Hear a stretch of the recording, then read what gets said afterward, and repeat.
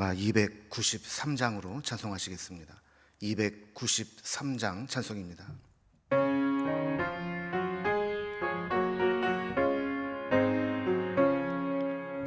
주의 사랑 비칠 때의 기쁨 오네, 근심 걱정 물러가고 기쁨 오네, 기도하게 하시며 희미한 것 물리쳐 주의 사랑 비칠 때 기쁨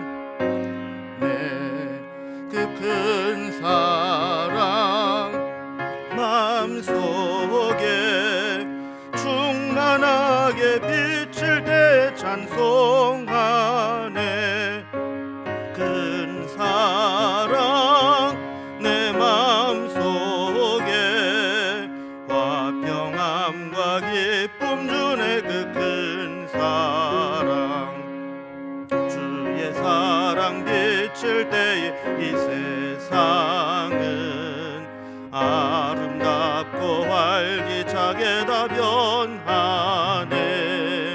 화평 중에 내 영혼 영광스런 새 생명 다시 찾게 되었네. 그 큰 사랑 그 큰 사랑 내 마음속에 충만하게 비칠 때에 찬송하네.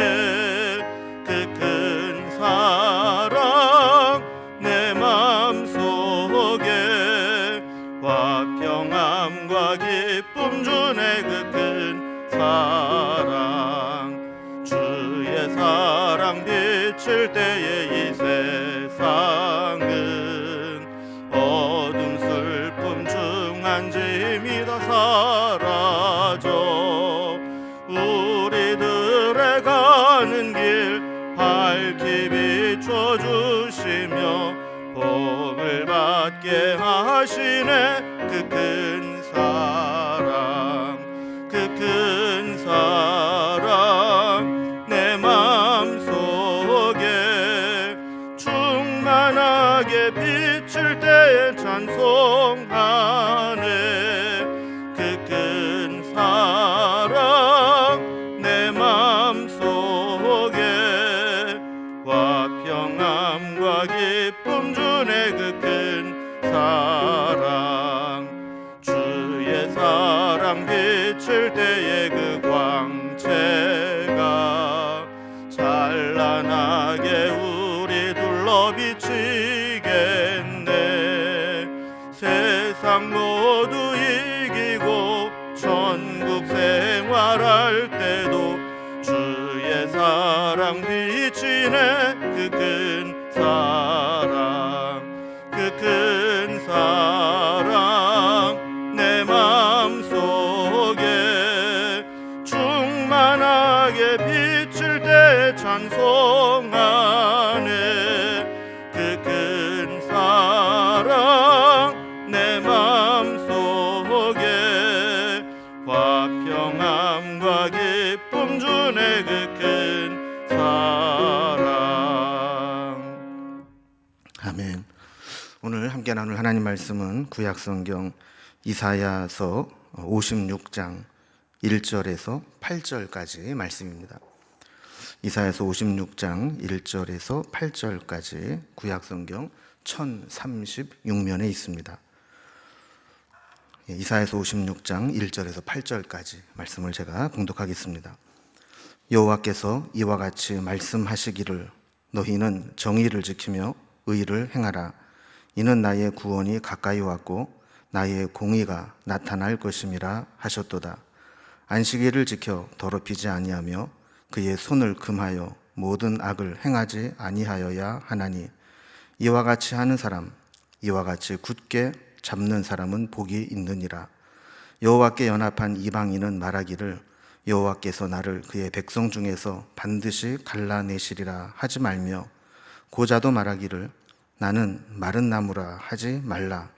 여호와께서 이와 같이 말씀하시기를 나의 안식일을 지키며 내가 기뻐하는 일을 선택하며 나의 언약을 굳게 잡는 고자들에게는 내가 내 집에서 내 성 안에서 아들이나 딸보다 나은 기념물과 이름을 그들에게 주며 영원한 이름을 주어 끊어지지 아니하게 할 것이며 또 여호와와 연합하여 그를 섬기며 여호와의 이름을 사랑하며 그의 종이 되며 안식일을 지켜 더럽히지 아니하며 나의 언약을 굳게 지키는 이방인마다 내가 곧 그들을 나의 성산으로 인도하여 기도하는 내 집에서 그들을 기쁘게 할 것이며 그들의 번제와 희생을 나의 제단에서 기꺼이 받게 되리니 이는 내 집은 만민이 기도하는 집이라 일컬음이 될 것임이라.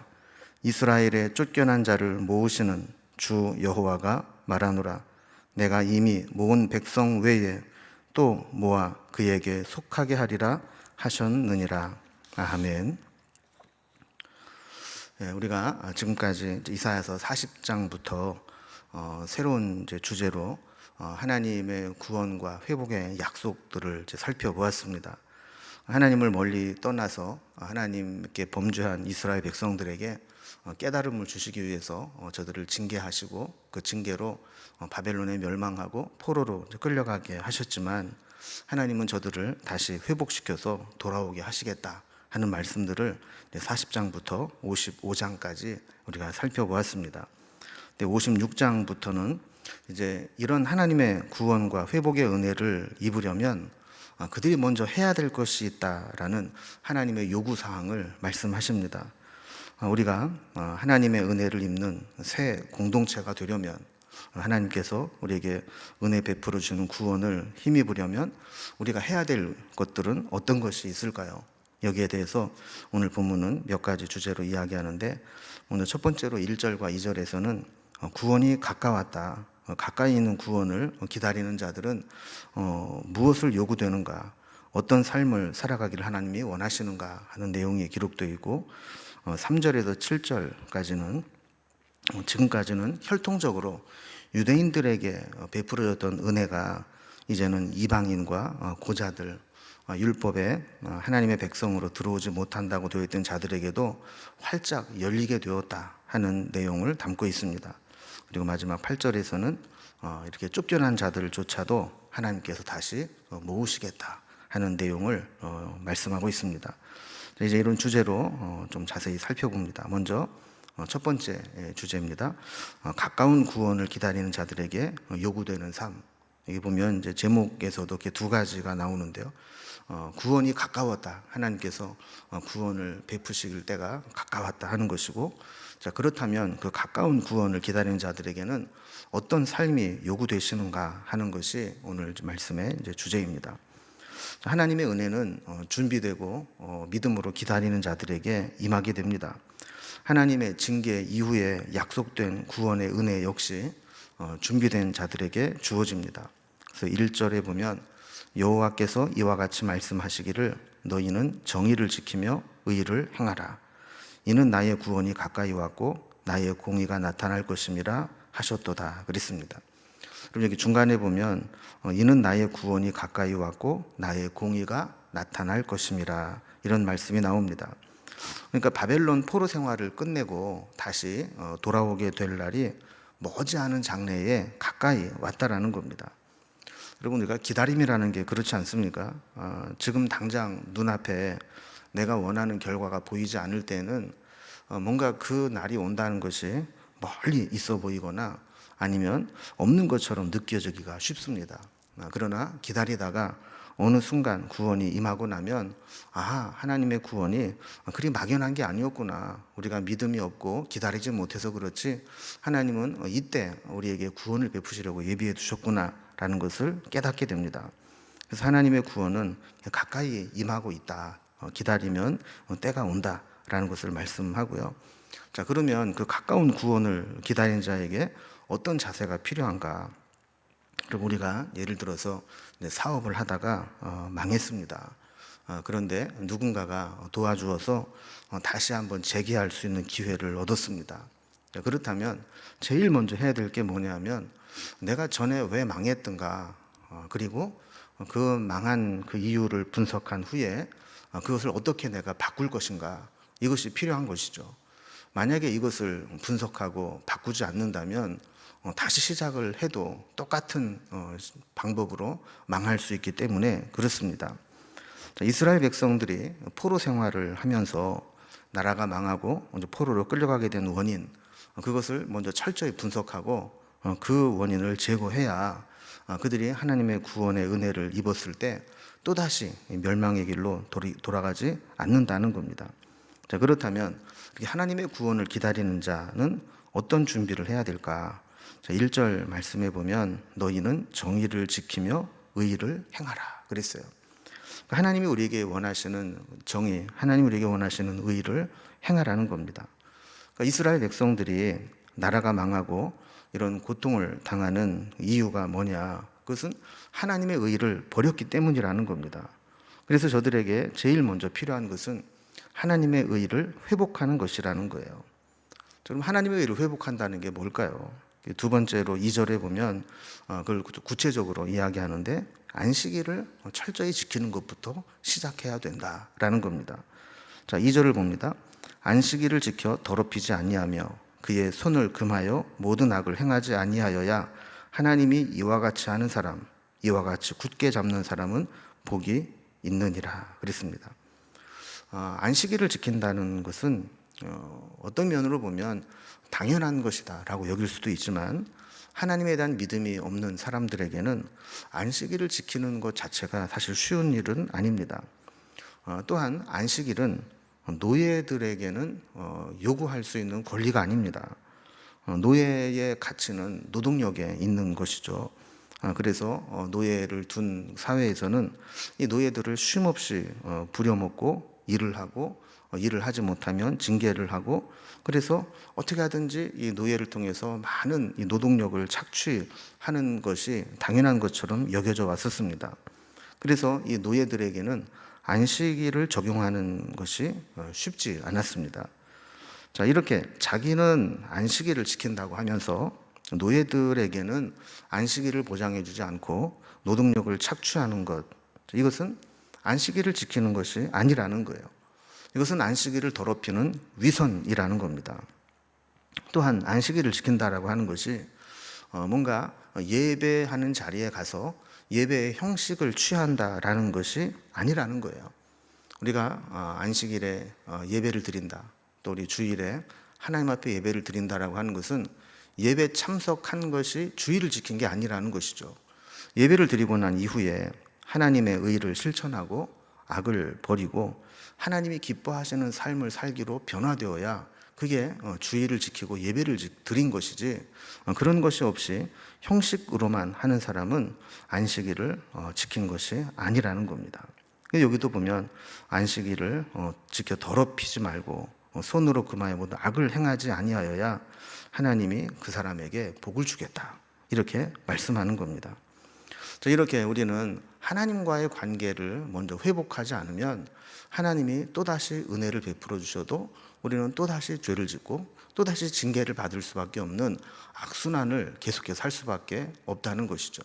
우리에게 중요한 것은 먼저 우리가 뭐가 잘못되어 있는지, 나에게 뭐가 문제인지를 철저하게 분석해서 그것을 제하는 것, 이것이 하나님의 구원을 받는 자가 해야 될 첫 번째 일이라는 겁니다.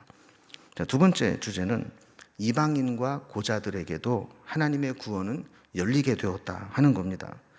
하나님의 구원에는 이 혈통적인 유대인이라고 생각을 했었죠. 그래서 저들은 이런 헛된 이제 선민 사상에 의해서 이방인들은 멸시하고 유대인들 자기들에게만 구원이 있다라고 생각을 해왔습니다.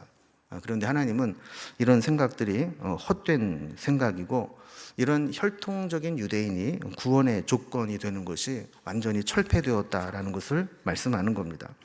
자, 그러면서 이제는 이방인도 율법에 의해 구원에서 소외되는 것으로 여겨졌던 자들도 모두 구원의 문이 열리게 되었다라고 말씀하죠. 대표적인 신분으로 두 가지를 들고 있는데 하나는 이방인이고 또 하나는 고자입니다. 3절을 보면 먼저 이방인도 하나님의 백성으로 돌아올 수 있게 된다라고 말씀을 합니다. 그래서 이방인이라도 여호와께 연합한 이방인은 갈라내지 말고 하나님의 백성으로 받아들여라, 이렇게 말씀을 하죠. 이 갈라낸다는 얘기는 즉 골라내서 구별시킨다라는 의미입니다. 옛날에는 이방인들은 다 골라내서 너희들은 구원 못 받아 이랬는데 그렇게 하지 말라는 거예요. 또 3절 뒷부분부터 4절에 보면 이제 고자가 나옵니다. 여기서 말하는 이 고자는 바벨론의 포로로 끌려갔을 때 거세를 당하고 환관, 우리말로 하면 내시가 되었던 자들을 말하는 겁니다.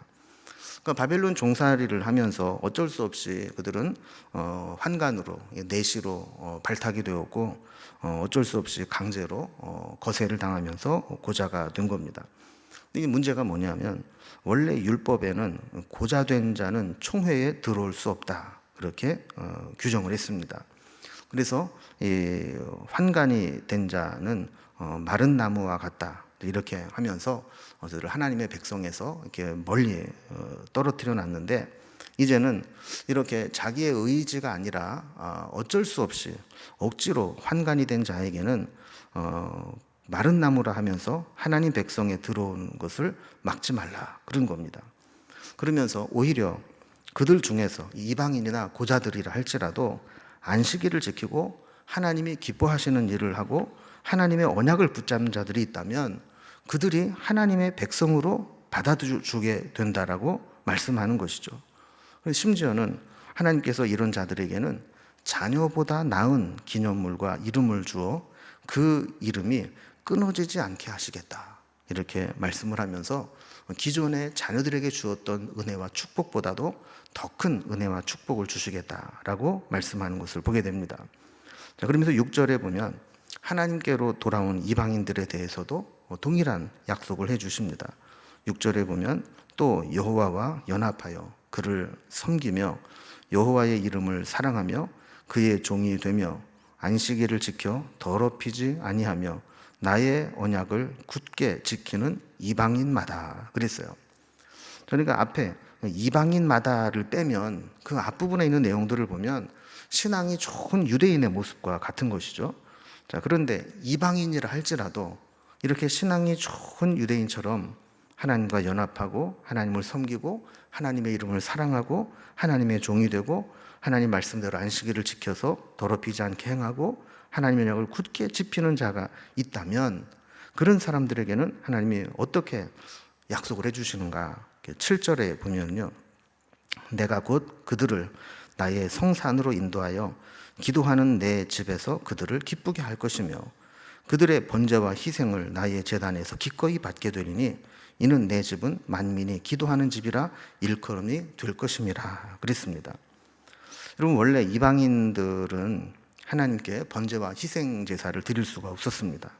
또 성전 안에 들어와서 기도할 수도 없었습니다. 기껏해야 이방인의 뜰에게까지 와서 유대인들이 제사를 드리고 기도하는 모습을 멀찌감치 구경을 하고 돌아가야 됐었죠. 그러나 이제부터는 그들이 이방인이나 고자라 할지라도 정말 하나님을 의지하고 하나님께 연합되고 하나님께 믿음으로 나오는 자들에게는 제사를 드려도 하나님이 받으실 것이고 성전에 와서 기도할 때 그 기도를 통해서 그들을 기쁘시게 할 것이다. 이 얘기는 기도에 응답해 주시겠다라는 겁니다. 하나님은 벌써 이때부터 유대인과 이방인에 대한 구별을 다 철폐하시고 모든 사람들에게 하나님의 구원을 열어놓으시고 또 성전을 개방해 놓으신 것을 보게 됩니다. 그래서 내 집은 만민이 기도하는 집이라 일컬음이 될 것이라 그랬어요. 그러니까 전심으로 기도하는 자, 믿음으로 하나님 앞에 순종하고 언약을 지키는 자들에게는 성전을 개방해 주시고 그곳에 와서 기도할 때 기도를 들어주신다라고 말씀을 하는 것이죠. 여러분, 우리가 오늘날도 하나님 앞에 기도할 수 있다는 것, 이것은 하나님의 자녀들에게 주시는 놀라운 축복이고 특권입니다. 그래서 우리도 믿음으로 하나님 앞에 서서 하나님을 기쁘시게 하고 하나님과 연합된 상태에서 기도할 때 하나님께서 우리 기도를 들으시고 우리를 기쁘시게 하실 줄로 믿습니다. 마지막 세 번째는 쫓겨난 자들도 다시 모으시는 하나님입니다. 그래서 8절에 보면 이스라엘의 쫓겨난 자를 모으시는 주 여호와가 말하노니 내가 이미 모은 백성 외에 또 모아 그에게 속하게 하리라 하셨느니라 그랬어요.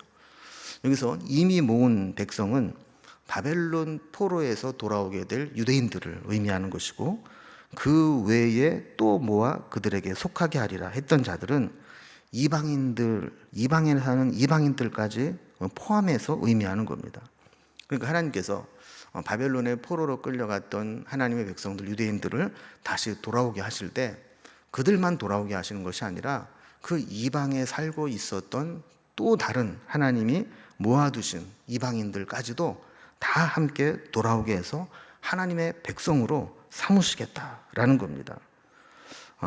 이제 하나님의 백성이 되는 조건이 바뀌는 것을 보게 되죠. 유대인들이 생각할 때는 자기네들이 혈통적으로 유대인이고 하나님의 율법을 받았고 자기네들이 구원받고 은혜받고 생각을 했지만, 이제 저들의 운명이 바뀌어버리는 겁니다. 더 이상 저들이 유대인으로 태어났다고 해서 하나님의 구원을 받고 은혜를 받는 게 아니라 저들의 신앙이, 저들의 삶이 하나님 앞에서 어떠냐 하는 것이 중요하다라는 것이죠. 그리고 오늘날 우리에게 적용을 해보면 우리가 모태신앙이냐 아니냐, 신앙의 연조가 얼마나 됐느냐, 또 교회에서 받은 직분이 뭐냐, 또 우리가 믿음의 가문이냐 아니냐, 이런 조건들이 이제는 하나님 앞에서 중요한 게 아니라는 거예요. 진짜 중요한 것은 내 믿음이 지금 하나님과의 관계에서 어떠냐 하는 것이죠. 하나님과 믿음으로 연합되어 있고 하나님을 찾고 의지하고 하나님을 사랑하는 자에게는 하나님께서 예비하신 은혜와 축복을 주시는 것이고, 아무리 모태신앙으로 혈통적으로 또 신앙생활을 오래 했다 할지라도 지금 내가 하나님 앞에서 멀어져 있으면 하나님의 은혜를 입지 못하게 된다라는 것이 하나님의 새로운 영적인 원리라는 겁니다. 우리가 오늘도 이 말씀을 생각하면서 우리는 지금 하나님 앞에 내 신앙이 어떠한지, 지금 하나님께서 우리에게 요구하시는 것, 우리에게 은혜 주시기 위해서 준비하고 계신 것, 그것을 받을 준비가 잘 되어 있는지를 돌아보면서 오늘도 하나님과 우리와의 관계를 새롭게 하고 또 하나님 더 의지하고 믿음으로 순종하며 살아가는 귀하고 복된 날 되기를 주님의 이름으로 기원합니다. 기도하겠습니다. 하나님 아버지, 감사합니다. 오늘도 저희들에게 귀한 말씀을 주시고 하나님이 우리에게 은혜를 베푸실 때 우리가 어떤 삶을 준비해야 될지를 말씀을 통해 가르쳐 주시니 감사합니다. 어쩌면 우리는 지금까지 신앙생활하면서 내가 교회를 몇 년 다녔고 내가 모태신앙이고 또 내가 직분이 어떠하고 이런 외적인 조건들에 취해서 내가 하나님 앞에 올바로 서지 못하고 하나님과의 관계가 어떠한지 여기에 소홀하진 않았는지 돌아봅니다. 다시금 이 말씀을 통해서 우리의 신앙을 돌아보게 하시고 이런 외적인 조건이 중요한 것이 아니라 지금 내가 하나님 앞에 얼마나 겸손하게 하나님을 의지하고 믿고 순종하는가, 이것을 돌아보면서 하나님이 주신 은혜를 받을 수 있는 그릇으로 잘 준비될 수 있도록 인도해 주시옵소서.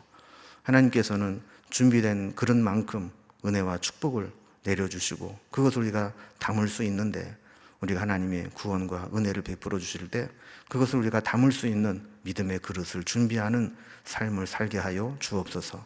오늘도 기도할 때 내 집은 만민이 기도하는 집이라 일컬음을 받을 것이라 하신 것처럼 내가 엎드려 기도하는 그 자리를 하나님의 성전으로 삼게 하시고 그곳에서 기도할 때 그 기도를 들으시고 응답하여 주옵소서. 우리의 삶의 여러 가지 무거운 짐과 문제들을 우리 하나님 아십니다. 우리가 안타까운 마음으로 기도할 때 하나님 그 기도를 들으시고 우리의 마음을 헤아리시고 선한 길로 응답하여 주옵소서. 주께 우리의 모든 삶을 부탁드리며 예수님의 이름으로 기도드리옵나이다. 아멘. 이제 각자의 기도 제목들로 자유롭게 기도하시겠습니다.